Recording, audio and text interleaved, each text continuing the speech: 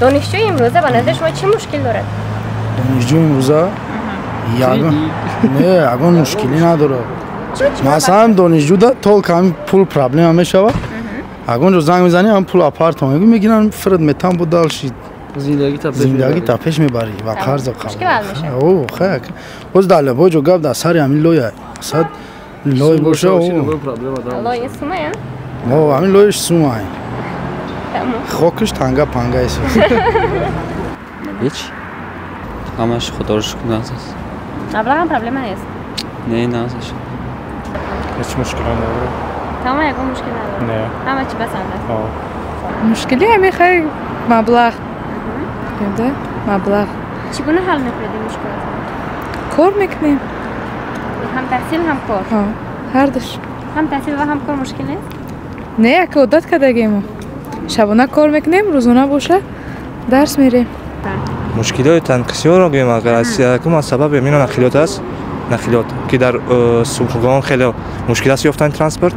دوم مشکلی وقتی درسی کمتر مشکلی دارند و مثالی که اگر ساحه طب باشند وقتی کامل ندارند زیر مشکلی از درس زیر میبریم که همان بود ترانسپورت نمیبید ولی اگر که شاید با طرفی شکلی اگر با تاکسی میریم مجبور میشوید روز میشود که پیاده میرویم واسه بنام داشت مشکل نیست مثال در تحصیل یا اینکه مشکلی جای زیست خب هست کوارتیر هست مشکلی مبلغ هست مبلغ چگونه حل میکنید از کجا مبلغ میاد کار میکنم اگه مشکلی یا میشه مثلا انا راه پولی مثلا یا که جای زیستش خوابگاه که یا کوارتیرش این مشکل چیزی نمیتونم چگونه حل میکنید این مشکل همه که بیست وقت استودنتا خشون مثلا بعد دست چو پیش ای چی خشون کار میکنه شبانه روزانه که انا همه را خش برطرف کنم من مقصد کار میکنم ده خودم میرم انا هم تحصیل هم کار مشکل نیست اگه انا مشکل هست نه که